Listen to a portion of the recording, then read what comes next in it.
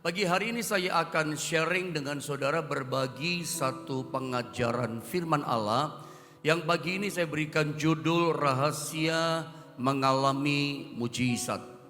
Langsung saja kita baca ayatnya dulu ya, agak panjang ayatnya. 2 Raja-Raja pasal yang ke-6, kita baca ayat 1 sampai 2. Lalu langsung kita loncat, digenapinya ayat ini ayat 18 sampai dengan ayat 20 ya. Kita baca berganti-gantian. Saya membaca ayat yang ke-1, saudara ayat 2, nanti bergiliran 20-nya sama-sama. 2 Raja-Raja pasal 7 ayat yang ke-1, ayat pertama begini kata firman Allah. Saya baca ya. Lalu berkatalah Elisa, dengarlah firman Tuhan, beginilah firman Tuhan, besok kira-kira waktu ini sesukat tepung yang terbaik akan berharga sesikal. Teruskan ayat yang kedua saudara. Tetapi perwira yang menjadi ajudan raja menjawab abdi Allah katanya, sekalipun Tuhan membuat tingkap-tingkap di langit, masakan hal itu mungkin terjadi? Jawab abdi Allah, sesungguhnya engkau akan melihatnya dengan matamu sendiri, tetapi tidak akan makan apa-apa daripadanya. Ayat 18 saya baca ya, nanti 19 saudara lanjutkan. 18 begini. Dan terjadi digenapi ayat 1 dan 2. Seperti yang dikatakan abdi Allah itu kepada raja, 2 sukat jelai akan berharga sesikal, dan sesukat tepung yang terbaik akan berharga sesikal. Besok kira-kira waktu ini di pintu gerbang Samaria. 19 teruskan saudara. Pada waktu itu si perwira menjawab abdi Allah itu, sekalipun Tuhan membuat tingkap-tingkap di langit, masakan hal itu mungkin terjadi? Tetapi Elisa berkata, sesungguhnya engkau akan melihatnya dengan matamu sendiri, tetapi tidak akan makan apa-apa daripadanya. Ayat 20 mari sama-sama kita membacanya 1, 2, dan 3. Demikianlah terjadi kepada orang itu, rakyat menginjak-injak dia di pintu gerbang, lalu matilah ia. Sekali lagi pada kesempatan pagi ini kita akan sama-sama belajar tentang satu rahasia untuk kehidupan kita bisa mengalami dan menikmati yang namanya mujizat dalam hidup kekristenan kita. Sebelum kita bahas lebih jauh, sebelum saya menerangkan ayat-ayat ini kepada saudara, pertanyaannya begini, saya coba terangkan mujizat itu apa gitu. Apa itu mujizat? Saya coba terangkan sama saudara secara simpel apa itu mujizat, secara sederhana gitu ya. Secara mudah saya coba terangkan sama saudara apa itu mujizat. Mudahnya, sederhananya mujizat itu adalah perbuatan tangan Allah yang ajaib. Jadi kita berangkat dari sini ya, apa itu mujizat? Mujizat itu adalah perbuatan tangan Allah yang ajaib. Seperti contoh yang Anda lihat di gambar screen tadi. Laut Teberau atau Laut Merah terbelah jadi 2. Itu adalah perbuatan tangan Allah yang ajaib. Itu pasti bukan perbuatan tangan manusia. Semua orang juga ngerti dong bagaimana caranya tangan manusia, kekuatan manusia, dayanya manusia bisa membelah samudera, bisa membelah lautan terbelah jadi 2, jadi bendungan dan orang bisa berjalan di tanah kering. Orang lihat saja langsung ngerti, orang lihat saja langsung tahu itu adalah perbuatan tangan Allah yang ajaib. Alias apa? Itu mujizat. Sama dengan misalnya seseorang divonis sama dokter sakit kanker dan kankernya ganas stadium akhir. Dokter katakan mustahil bisa sembuh. Di kemoterapi, di ini apalah istilahnya saya nggak ngerti. Nggak bisa lagi, sudah merambat ke sini, akarnya sudah ke sana. Secara diagnosa dokter medis berkata udah stadium akhir, nggak bisa diapa-apain. Mungkin dokter sudah berkata kepada keluarganya, minta apa saja kasih, minta apa saja makan, kasih makan, mau kemana silakan. Ya, tidak ada larangan. Karena apa? Menurut diagnosa dokter pandangannya nggak bisa diapa-apain. Sudah ke sini, udah ke sana akar ganasnya. Tetapi ternyata kemudian kita kaget. Orang itu ngalami mujizat Tuhan. Jadi disembuhkan sama Tuhan. Itu namanya perbuatan tangan Allah yang ajaib. Tangan dokter nggak bisa buat apa-apa. Tangan manusia nggak bisa lakukan apa-apa. Orang melihat langsung tahu itu perbuatan tangan Allah yang ajaib. Jadi sekali lagi saudara ya, secara simpel mudah, mujizat itu adalah perbuatan tangan Allah yang ajaib. Saya mau ngomong dulu gini sama saudara. Memang setan atau iblis bisa kasih berkat. Setuju dengan saya saudara? Setan, iblis, si jahat memang bisa memberikan yang namanya keberhasilan. Bisa kasih kemenangan, kenapa tidak? Bisa dia. Bisa kasihkan kesuksesan. Bahkan orang usaha, dagang, kerja bisa dibikin laris manis. Setan juga bisa memberikan orang yang sakit dikasih kesembuhan. Setan bisa beri itu semua. Berkat dia bisa kasih, keberhasilan dia bisa kasih, dagang usaha kerja bisa dibikin laris manis, bahkan kesembuhan setan pun bisa beri. Tetapi ingat, setan ketika memberikan itu kepada seseorang, dikasih laris dagangan usahanya, dikasih sembuh sakitnya di badannya. Ingat, di ujung pemberian daripada si setan, si iblis, itu ada tuntutannya dia, ada tumbalnya, ada mas kawinnya dia minta. Itu setan, selalu dia memberi, tidak pernah gratis, ada tuntutannya, ada tumbalnya, ada mas kawinnya. Itu setan. Beda dengan Tuhan. Ketika tangan Allah yang ajaib melakukan mujizat dalam hidup kita, itu gak ada reserve. Ada satu ayat Yohanes 10 ayat 10 bilang sama kita bahwa iblis itu datang hanya untuk mencuri, membunuh, membinasakan. Kelihatannya baik, tapi itu kerjaannya. Tetapi aku datang, Yesus datang, dikatakan supaya kita domba-dombanya, anak-anaknya mempunyai hidup dan mempunyainya dalam segala kelimpahan. Beda saudara. Nah pertanyaannya, mungkin Anda bertanya pagi ini, kita hidup di zaman digital pendeta. Sekarang kita ada di abad yang sangat maju, sangat modern. Masih adakah mujizat buat saya? Mungkin Anda bertanya dalam kesulitanmu pagi ini, saya tidak tahu problematika yang Anda hadapi.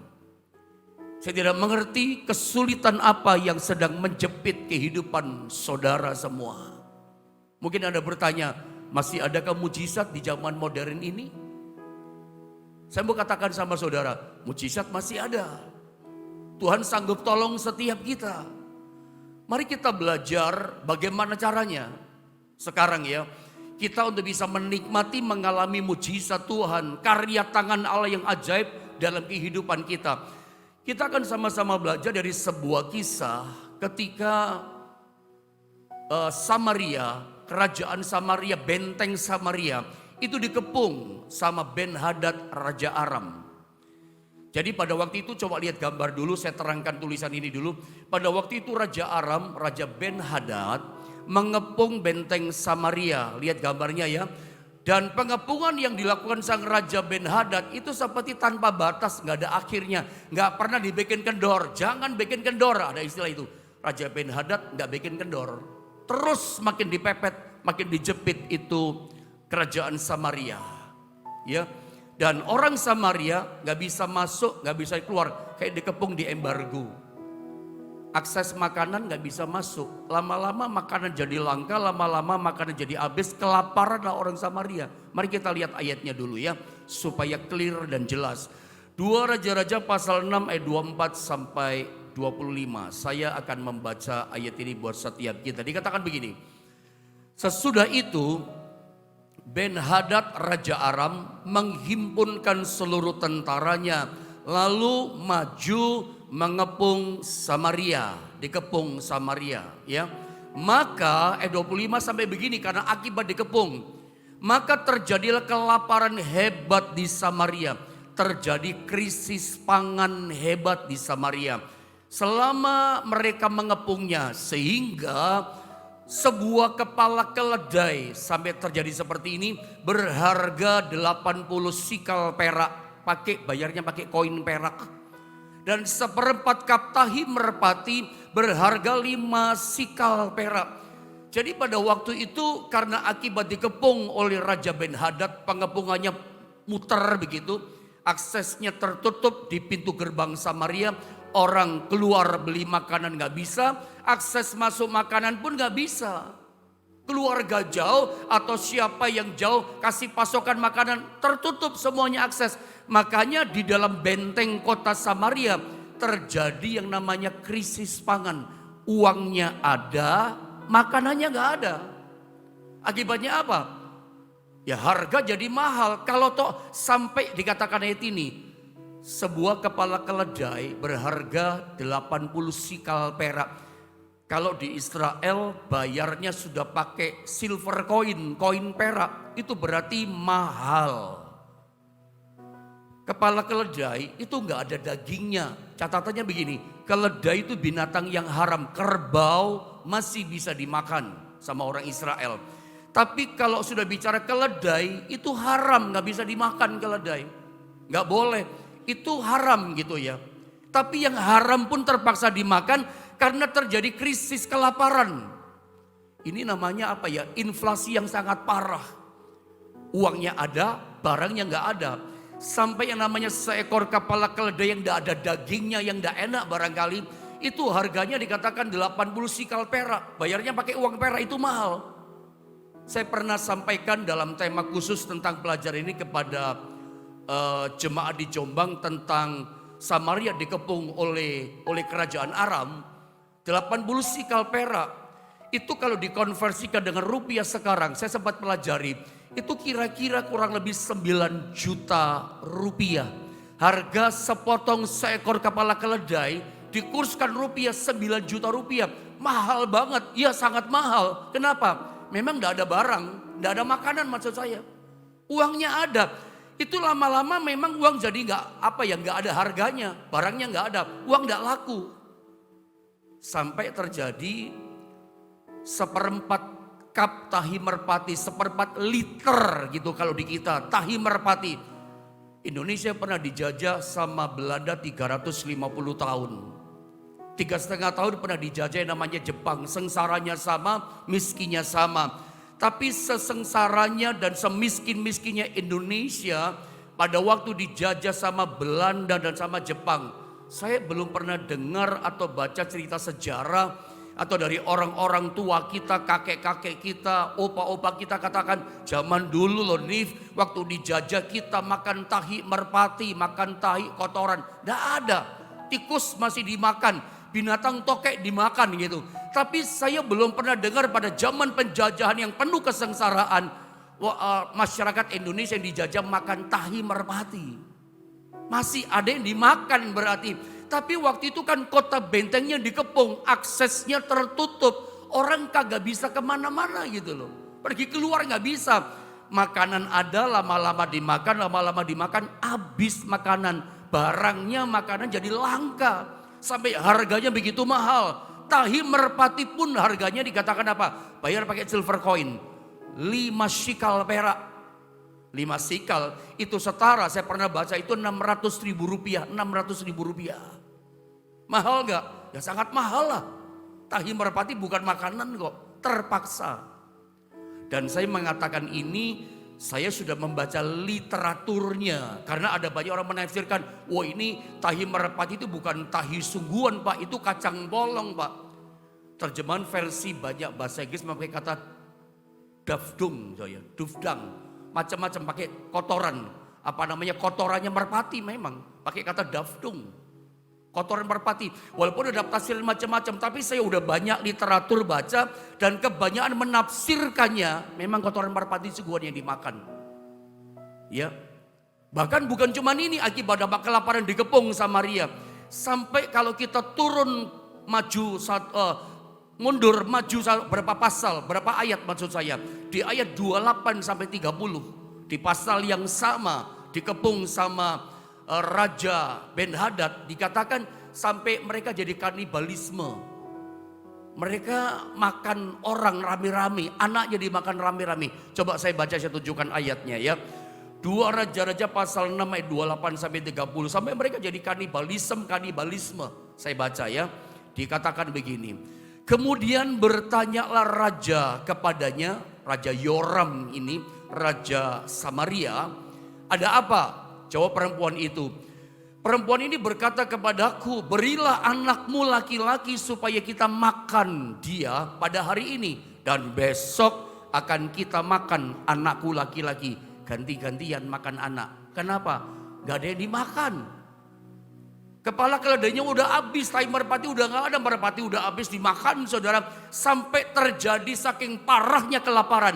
Anak-anak mereka dimakan rame-rame. Kanibalisme terjadi, kelaparan apa saja bisa terjadi, kredit bisa terjadi. Terus lanjut.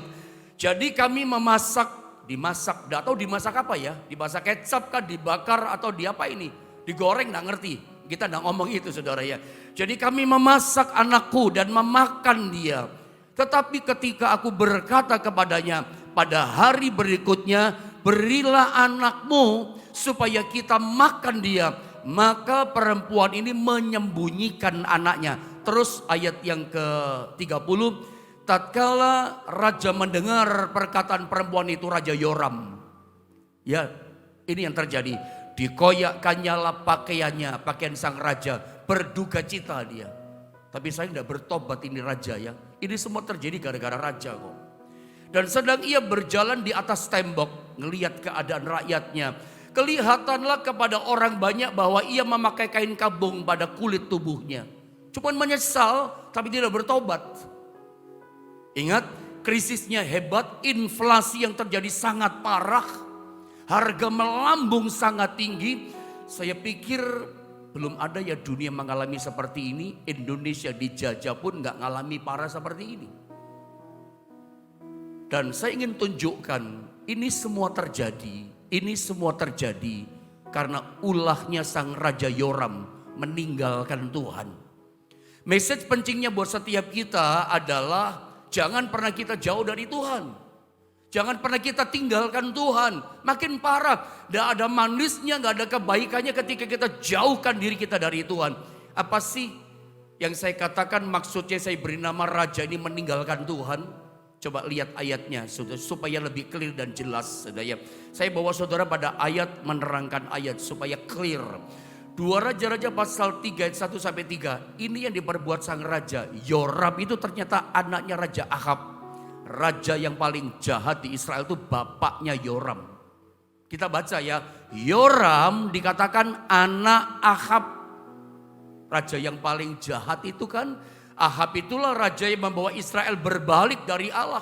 Menyembah dewa-dewa Baal. Itu kerjanya Ahab. Bangun mezbah korban untuk dewa Baal. Tempat-tempat persembahan dewa Baal. Menjamur di mana-mana Israel. Kerjaannya bapaknya Yoram. Itu Raja Ahab. Terus menjadi raja, si Raja Yoram di Samaria. Atas Israel dalam tahun ke-18 zaman Yosafat.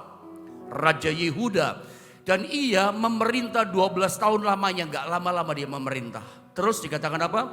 Ia melakukan apa yang jahat di mata Tuhan.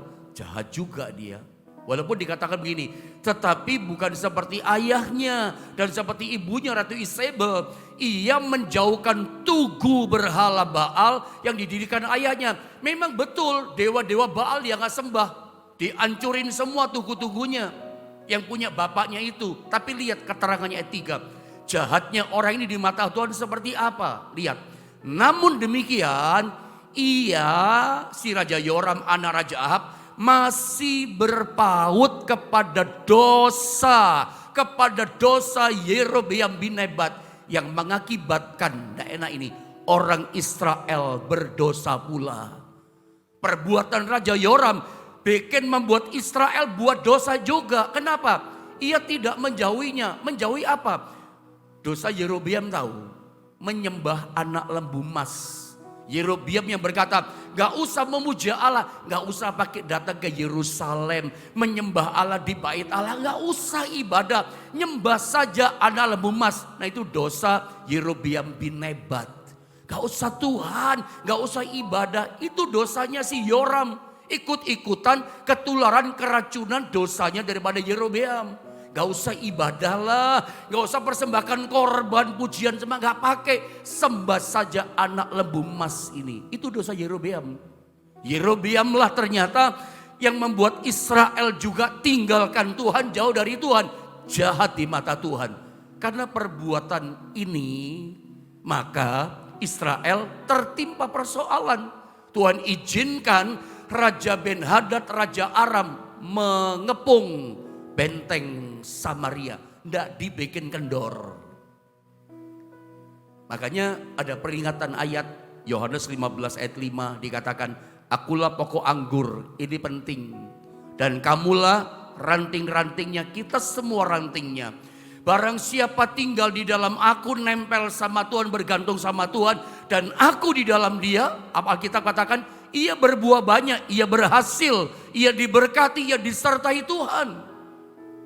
Tapi dikatakan begini, sebab catatan pentingnya, di luar aku kamu tidak dapat berbuat apa-apa. Di luar Tuhan kita lemah, di luar Tuhan kita gagal, tanpa Tuhan kita gak bisa bikin apa-apa. Tapi di dalam Tuhan, bersama Tuhan, andalkan Tuhan, kita berhasil berbuah banyak. Anda mau pilih yang mana? Di tengah-tengah dunia yang penuh dengan ketidakpastian, di tengah-tengah dunia yang penuh dengan tantangan, Anda mau pilih yang mana? Tetap mau mengandalkan Tuhan, tetap tinggal dalam Tuhan, atau ada pelan-pelan jauh dari Tuhan? Ingat Alkitab katakan, Yesus katakan, di luar aku kamu tidak dapat berbuat apa-apa. Ini firman Allah. Bukan saya pendeta yang mengatakan, ini adalah firman Allah. Dan apa yang dikatakan firman Allah pasti terjadi. Tinggal tunggu waktu. Tinggal kita lihat saja. Orang yang mulai jauh dari Tuhan, orang yang mau tinggalkan dari Tuhan, nanti dia akan kelimpungan sendiri. Nanti dia tidak akan bisa bikin apa-apa. Daya kita apa sih? Sebab inilah yang menimpa kerajaan Samaria. Kerajaan Israel itu Samaria ibu kotanya. Ini yang terjadi saudara. Tiba-tiba saja datang masalah yang besar. Ini ciri orang yang jauh dari Tuhan. Begitu tertimpa masalah, dia gak bisa bikin apa-apa. Masalah gak usah dicari menurut saya. Kita gak usah undang-undang masalah. Gak usah diundang masalah. Bagaimana masalah datang? Ada jauh dari Tuhan, ada tinggalkan Tuhan, tahu-tahu blek masalah datang. Dan kita gak bisa bikin apa-apa. Raja Yoram cuman berkabung tapi gak bertobat. Makin parah kan. Tapi untung di Samaria, di kerajaan Israel, ada seorang nabi yang bernama Elisa. Nah saya mau tunjukkan sama saudara sekarang rahasia mengalami mujizat atau pertolongan Tuhan. Bagaimana rahasia kita boleh menikmati kuasa Tuhan dalam hidup kita. Mari saya tunjukkan ayatnya. Yang pertama adalah kita harus percaya pada firman Tuhan. Sebab ketika di tengah inflasi yang parah, krisis pangan yang parah, uang ada, tapi barang yang dimakan tidak ada. Datang firman Tuhan kepada Nabi Elisa. Saya ulang ya, ketika kondisi parah, Tuhan datang kepada nabinya berfirman. Dan firman itu dilepaskan kepada Tuhan. Dan dilepaskan Nabi Elisa. Anda mau terima pertolongan? Caranya adalah percaya sama firman Tuhan. Saya baca dulu ayatnya ya.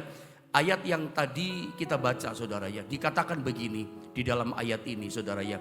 Mari perhatikan baik-baik. Lalu berkatalah Elisa dalam situasi krismon. Krisis yang parah, krisis moneter. Tapi krisis semua yang ada di situ. Lalu berkatalah Elisa, dengarlah firman Tuhan. Firman Tuhan datang kepada dia. Beginilah firman Tuhan, perkataan Tuhan. Besok kira-kira waktu ini, saya ulang ya. Besok kira-kira waktu ini. Waktu yang sama seperti aku katakan sekarang ini. Waktu yang sama. Berarti Elisa berkata 24 jam lagi. Perhatikan 24 jam lagi. Jam yang sama seperti itu, 24 jam waktunya. Mujizat dia bilang 24 jam. Sesukat tepung yang terbaik akan berharga sesikal. Ini aneh. Ini perkataan yang orang kalau gak rohani, gak punya iman, ngawur ini nabi. Ngaco ini nabi. Sorry saya katakan, gila ini nabi perkataannya. Kenapa? Di benteng Samaria, di mana sang nabi tinggal, nggak ada makanan kok. Tahi merpati sudah habis, kepala keledai sudah nggak ada, makanan sudah menipis nggak ada. Tiba-tiba si nabi memperkatakan firman dilepaskan. Besok kira-kira waktu seperti ini. Dikatakan apa? Sesukat tepung yang terbaik tepung gandum untuk roti itu. Harganya murah, cuman sesikal. Murah, besok harganya tepung. Besok ada tepung yang terbaik. Padahal nggak ada. Ini perkataan iman. Berapa hari yang lalu saya sempat ajarkan sama saudara. Bagaimana merubah keadaan kita yang krisis, yang sakit, yang kekurangan. Berubah menjadi ngalami mujizat. Pakai mulut. Buka mulut, perkatakan perkataan iman. Buka mulut, ambil itu keajaibanmu. Dengan apa? Mengambil mujizat Tuhan dengan mulut kita. Elisa melepaskan firman. Yeriko itu roboh, itu karena firman dulu datang. Keliling 1 hari selama 6 hari. Hari ke-7 kata Tuhan, keliling 7 kali. 13 kali berarti. Anda lihat, itu firman datang. Firman dulu dilepaskan. Anda mau terima mujizat, tapi Anda gak mau dengar firman. Bagaimana Anda bisa menikmatinya? Mesti dengar firman dulu. Petrus itu pernah ngalami mujizat, berjalan di atas air yang bergelombang dan angin badai yang menderu. Kapan dia ngalami dan nikmati itu? Ketika firman dilepaskan oleh Yesus. Firman keluar dari mulut Yesus. Yesus berkata apa? Come on Petrus, datanglah. Petrus melangkah, mujizat terjadi.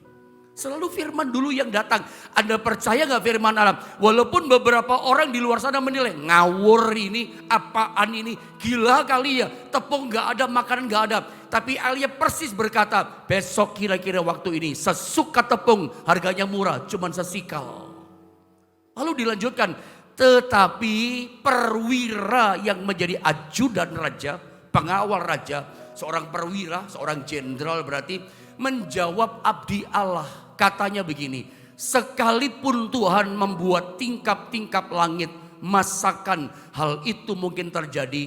Jawab abdi Allah, sesungguhnya engkau akan melihatnya. Kamu lihat mujizat itu dengan matamu sendiri, tapi cuma lihat dengan mata, terjadi kelimpahan. Tetapi kata firman Allah, tidak akan makan apa-apa daripadanya. Diinjek-injek dia sampai mati nanti. Cuman lihat itu mujizat terjadi. Kenapa dia cuman melihat? Gak percaya kepada firman. Mau ngalami mujizat? Mau keadaanmu berubah? Percaya sama firman yang dikatakan oleh Allah. Jangan seperti perwira ajudan raja ini. Seringkali tanpa sadar kita itu modelnya imannya kayak perwira ini, ajudan raja ini. Sekalipun tingkap-tingkap langit Tuhan bukakan, masakan itu terjadi sama saya. Kita suka begitu kan? Dalam keterpurukan kita, sekalipun Tuhan itu berkuasa, tapi masa iya saya ngalami mujizat. Sekalipun Tuhan itu sumber berkat, masa iya sih masa Tuhan bisa berkati saya. Sekalipun Tuhan buka tingkap-tingkap lagi berkat, masa iya sih bisnis saya, kerjaan saya diberkati Tuhan. Seringkali kita akan penuh dengan keraguan, masa iya sih, mana bisa sih. Sekalipun Tuhan besar, mana mungkin dia bisa tolong saya, sembuhkan saya. Ketidakpercayaan kita itu hanya membuat kita melihat orang lain ditolong. Kita gak ngalami apa-apa. Melongo, orang Jawa katakan. Orang lain dipulihkan, orang lain diberkati sama Tuhan. Kita lihat, wah itu perbuatan Tuhan. Tapi kita gak ngalami. Kenapa kita tidak ngalami? Karena kita tidak percaya sama firman-Nya. Sebab rahasia kehidupan kekristenan kita untuk ngalami mujizat itu adalah percaya kepada firman Tuhan, firman-Nya itu. Kita lihat sekarang bagian terakhir dengan waktu yang ada. Kalau kita percaya kepada Tuhan, percaya kepada firman-Nya, saya mau ingatkan berdasarkan kisah ini, turun ke bawah berikutnya. Tuhan itu mempunyai 1001 macam cara atau jalan untuk melakukan mujizatnya sama kita. Anda mau ngalami mujizat? Tuhan itu punya 1001 macam cara untuk kasih mujizat sama saudara. Bukan mati gaya. Dia banyak cara untuk tolong kita. Satu contoh. Ketika firman sudah dilepaskan. Seperti gambaran beberapa hari yang lalu. Saya kasih contoh sama saudara. Begitu Tuhan membuka mulutnya, jadilah terang. Maka kegelapan itu langsung berubah jadi terang. Kapan gelap jadi terang, berubah jadi terang? Ketika firman dilepaskan.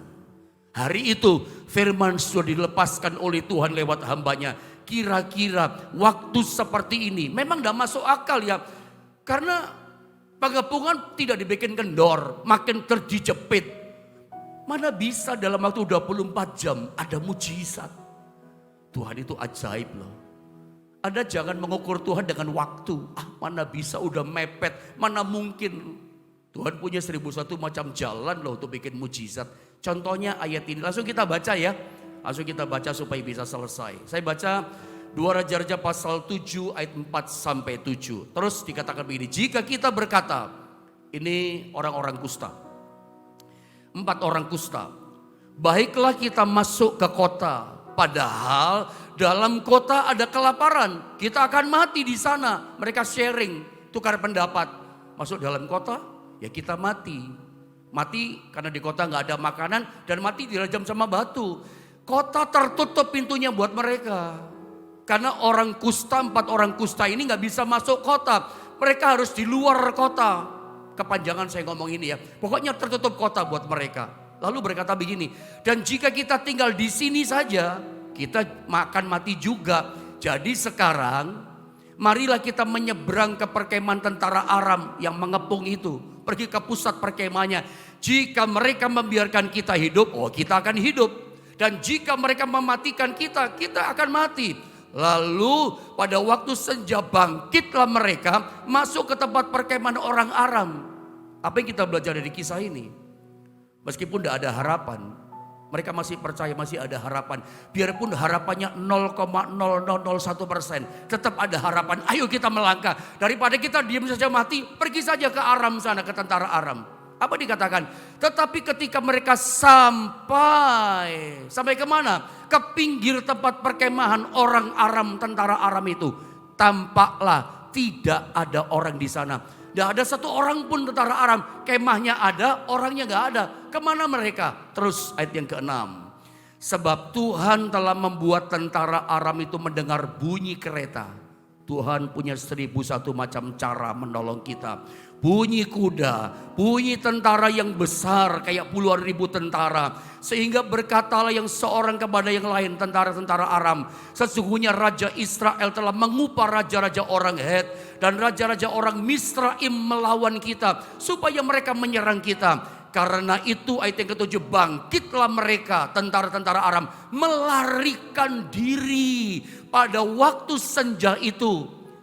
Ya, dengan meninggalkan kemah dan kuda dan keledai mereka serta tempat perkemahan itu dengan begitu saja mereka melarikan diri menyelamatkan nyawa. Nggak sempat packing, kuda ditinggalkan, gandum, makanan, tepung terbaik ditinggalkan, uang, emas semua ditinggalkan, harta itu ditinggalkan untuk Israel, untuk orang-orang Samaria. Berkatnya apa buat kita di sini? Tuhan kalau tolong itu ajaib. Bayangin, begitu firman dilepaskan, perkataan Elisa terjadi loh. Itu 4 orang yang melangkah, kayaknya sambil bawa tongkat deh 4 orang ini. Karena tentara-tentara Aram di perkemahannya mereka mendengar ini bunyi langkah puluhan ribu tentara musuh. Orang Het, orang Misraim jangan-jangan. Bunyi kereta perang yang banyak, bunyi derap kuda. Kayaknya bawa tongkat mereka. Langkah 4 kaki orang ini dan tongkatnya itu berubah jadi ribuan tentara, kereta dan bunyi kaki kuda. Tuhan robah, yang terdengar itu jadi besar di depan mereka. Mereka ketakutan. Sehingga begitu nyampe perkemahan, 4 orang kusta makan kenyang. Emas ada, harta banyak. Pemimpin dari orang-orang kusta berkata, kita jangan makan enak di sini, nikmati berkat di sini. Nanti kita berdosa di hadapan Tuhan. Kita beritahu kepada raja. Diberitahu pada raja. Langsung mereka menyerbu ke tempat perkemahan orang Aram. Hari itu mereka melihat makanan sangat melimpah dalam 24 jam. Jangan ngomong tidak mungkin. Bagi Tuhan semuanya mungkin. Jangan batasi Tuhan dengan pikiranmu. Oh, saya ini pengusaha yang kecil. Padahal Tuhan rencanakan saudara jadi besar. Perwira ajudan raja melihat itu berkat Tuhan. tapi dia mati terinjak-injak. Seperti persis kata Elisa, bagi Tuhan tidak ada yang mustahil. Dia bisa menolong kita dengan cara yang luar biasa. Saya teringat sebuah kesaksian, saya tutup berapa menit ya. Ada seorang hamba Tuhan yang bernama Pendeta Steve Mardianto. Puluhan tahun yang lalu dia pernah bercerita. Dia pernah liburan ke Bali sama istri, sama papa mama mertua, sama adik ipar, adik istrinya laki-laki, sama dua anaknya. Satu umur 4 tahun, satu umur 2 tahun. Liburan. Singkat kata saya potong karena waktu, si adik iparnya laki-laki ini nyewa selancar, dorong ke tengah. Adik bayi kecil 2 tahun ditaruh di atasnya. Dorong ke tengahan, tiba-tiba ombak besar datang, digulung ombak, bayi ini terguling saudara. Nggak nyangka, terguling ombak, hilang itu bayi 2 tahun. Ini adik iparnya laki-laki jago berenang, dia bisa selamat ke pinggir. Tapi adik bayi 2 tahun ini hilang, anak pendeta Steve Mardianto ini. Hilang digulung ombak, wah teriak-teriak istrinya. Si pendeta ini pun teriak-teriak, datang penjaga pantai berkata, waduh Pak, kalau digulung ombak gini biasanya mati, nanti datang ke pinggir 3 hari lagi. Wah 3 hari panik dong. Pendeta Mardianto berdoa, Steve Mardianto ini, Tuhan tolong, Engkau berkuasa Tuhan, tolong, aku percaya janjimu Tuhan. Kalau toh memang meninggal jangan sampai tunggu 3 hari dong Tuhan, tolong Tuhan. Singkat kata begini, tiba-tiba bayi itu datang ke pinggir, dibawa ombak datang ke pinggir. Terlungkup penuh dengan pasir laut.